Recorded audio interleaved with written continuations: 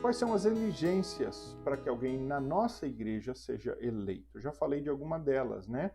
Então, para que alguém seja eleito na igreja, o presbiterato, o diaconato, ele tem que ter 1 ano de membresia. É o que diz o artigo 13, parágrafo 2 do nosso manual presbiteriano, da nossa Constituição presbiteriana.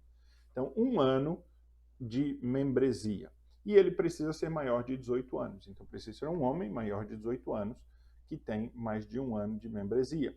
O artigo 28 também vai dizer assim: a admissão a qualquer ofício, aqui está falando de presbíteros diáconos, tanto faz, mas no nosso caso aqui de diácono, ela depende da vocação do Espírito Santo, reconhecida pela aprovação do povo de Deus, e da ordenação e investidura solenes conforme a liturgia. Ou seja, para que alguém cumpra um oficialato na igreja, ele tem que ter o dom espiritual e a igreja precisa reconhecer esse dom espiritual por meio de eleição. Ou seja, não é alguém que diz assim, eu tenho dom, eu vou ser. Não, alguém tendo o dom e esse dom precisa ser reconhecido pela igreja. E no nosso caso, isso é reconhecido por meio de voto. Segunda coisa é que o conselho da igreja, os pastores, os presbíteros, são aqueles que são responsáveis por ordenar e investir. E eles podem, se eles acharem que alguém não está preparado, não ordená-lo. Então, cabe a eles essa superintendência. E eles podem não impor as mãos sobre alguém para ordená-lo se essa pessoa não estiver preparada. Mas uma vez que ele está ordenado, a eleição não garante o cargo. Ele precisa ser ordenado. E uma vez que a ordenação, que é a cerimônia de imposição de mãos, acontece, ele está devidamente empossado para poder cumprir o seu cargo. Presbítero diácono, diz ainda a nossa Constituição no artigo 55, devem ser, veja só, assíduos e pontuais no cumprimento dos seus deveres, né? Assíduos e pontuais no cumprimento dos seus deveres. Irrepreensíveis na moral, sãos na fé, prudentes no agir, discretos no falar e exemplo de santidade de vida. Irmãos, nós não podemos escolher aqueles que sobram, ou os que se dispõem, ou os que estão aí.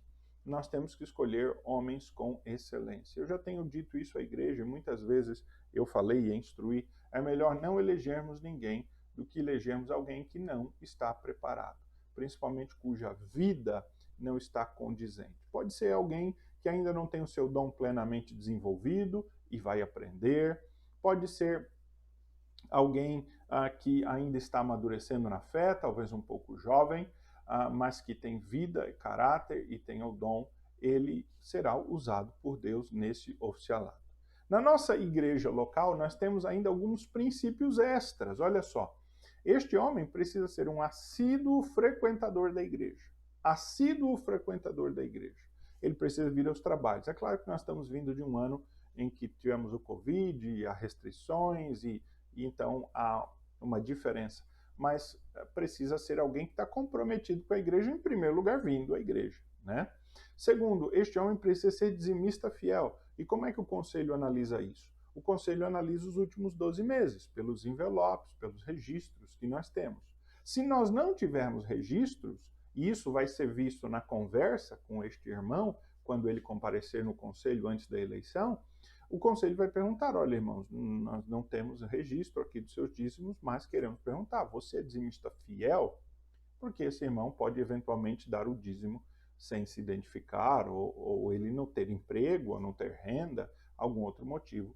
Então, o conselho perguntará. Mas se ele não for, ele não será conduzido à indicação. É importante que ele faça um curso de oficiais, que nós ainda não temos na igreja, então isso não será considerado. Mas é preciso que ele tenha uma atividade profissional compatível. Eu sempre cito o exemplo de alguém que trabalha em plataforma, né? Porque temos irmãos assim. É difícil alguém que trabalha em plataforma, que está um turno de 40 dias lá, 40 dias aqui, né? Ou 28 lá, 28 aqui, exercer o oficialato. É muito difícil. Ou alguém que tem uma empresa que trabalha viajando para o exterior, é muito difícil. Ele precisa ter uma atividade profissional que seja compatível. Ele precisa morar perto da igreja, portanto, né? Alguém que se transferiu lá para uma outra cidade onde não tem igreja presbiteriana, mas manteve a sua membresia aqui, não dá para elegê-lo, ele lá distante, mesmo que ele ainda seja membro. Ele precisa ter também, ser fisicamente capaz, principalmente o diaconato, né? Porque o diaconato envolve trabalho físico, não é que é é um esforço como alguém que faz o treinamento militar no exército, não, não é isso. Não precisa, né, fazer flexões e polichinelos e correr tantos quilômetros, mas ele vai estar à porta, vai ficar de pé, ele vai assistir nas questões de uma manutenção, de alguma coisa, ou supervisionar, então ele tem que ter minimamente uma saúde física que lhe permita. E este homem, o diácono, tanto o diácono quanto o presbítero, eles precisam conhecer as doutrinas da igreja e eles precisam não ser contrários a nenhuma doutrina. Nós aceitamos até a membresia da igreja, pode ser membro da igreja, alguém que tenha um ponto ou outro de discordância, desde que ele creia no Senhor Jesus como Senhor e Salvador da sua vida. Isso é importante para o batismo. Agora, esta pessoa, ela não pode disseminar este ensino e botar questionamento. Ela tem que se portar de uma maneira digna e tentar resolver essa questão no seu coração. Mas um oficial, ele não pode ter dúvida nenhuma da doutrina. Ele tem que estar certo das nossas doutrinas, porque ele será alguém que apoiará, que manterá o mistério da fé, né, como nós falamos. Então, estas são as exigências. Como funciona o processo de eleição, caminhando aqui para o final? E eu queria que os irmãos prestassem atenção nesta parte. Diante daquelas qualificações que ali estão, e você pode voltar esse vídeo, assisti-lo mais uma vez, olhar bem, ler o texto, mas esse processo de eleição é importante aqui, certo? Primeiro, o conselho notifica o plano que ele tem de eleger oficiais e abre um prazo para indicação. Isso já aconteceu, o conselho já fez, nós estamos no processo de indicação. O ponto 2 é o ponto que nós estamos agora, e ele é muito importante para nós, porque neste ponto 2, o conselho ele nos permite, a congregação, fazer indicações de nomes que nós achamos qualificados. Então, os membros aqui da congregação, e só os membros podem participar, eles vão indicar nomes de homens para os cargos que estão disponíveis, no caso, o diaconal, certo? O conselho, no terceiro passo, então, vai pegar estes nomes e vai ligar para esses irmãos, conversar, dizer, olha, meu irmão, você foi indicado para o cargo de diácono, você aceita? Alguns não vão aceitar, pela nossa experiência, e os que aceitarem, eles vão ser chamados a uma conversa com o conselho.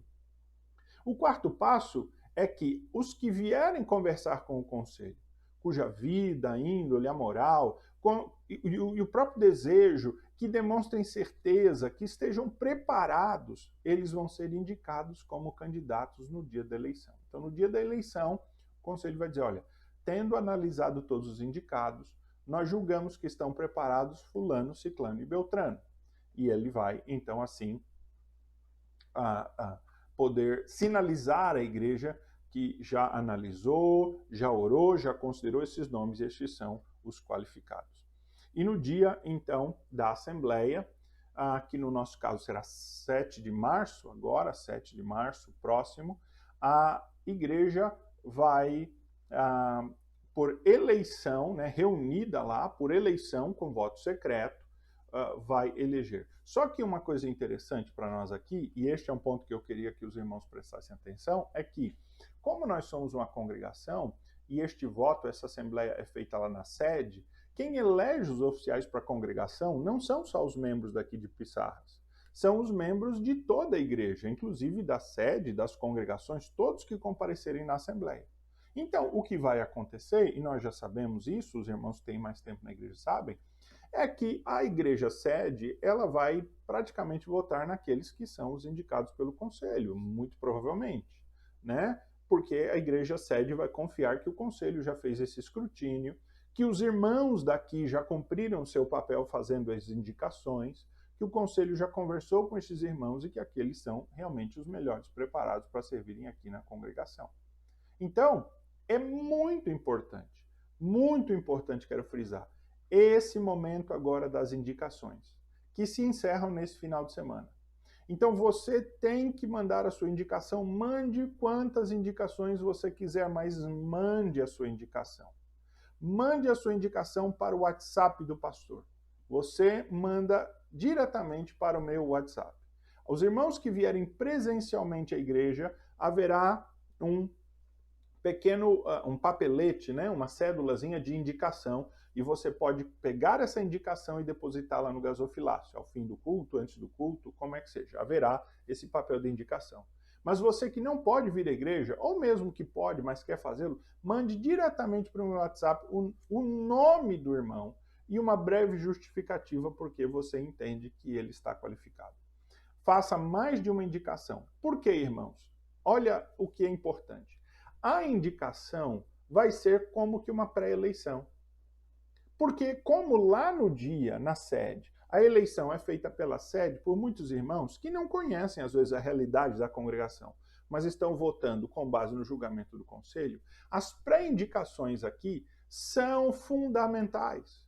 Então, um irmão que é bastante pré-indicado na congregação é uma demonstração de que a igreja vê nele o potencial. É como se ele estivesse sendo eleito pela congregação. E o conselho saberá considerar essa informação. Se aquele irmão estiver preparado, se nada o desabone, ele, tendo mais votos, certamente será um candidato que o conselho levará à frente, porque a própria congregação que convive com ele já o vê como um candidato. Então essa fase da indicação, ela é muito importante, irmãos. Ela é muito importante para que você e eu e todos nós cumpramos esse nosso papel de sinalizar ao conselho quem nós achamos que está preparado. E isso vai servir, esse prazo de pré-indicação, como uma pré-eleição, como um primeiro turno, vamos assim dizer, certo? E que só vai praticamente ser confirmado depois lá pela Assembleia, porque esse é o efeito prático disso. Então, irmão, é muito importante a sua indicação. E a sua indicação vai ser o fundamento e a base do conselho para análise. É importante porque se um irmão não for indicado, ele não será conduzido à eleição. Ele pode até ser votado no dia, alguém pode até votar nesse irmão no dia, porque a votação é livre e a cédula virá em branco para você colocar o nome de que você quer. Você pode votar em quem você quiser. Mas uma vez que este nome não for indicado, ele não tem o respaldo da igreja. Como pode alguém ser eleito sem ter o respaldo? Provavelmente não será nem votado no dia ou receberá bem poucos votos. Mas aquele que é bastante indicado pela congregação, é como se a congregação já estivesse dando o seu voto nele. Então você pode, assim, eleger. O nosso desejo é eleger 3 diáconos.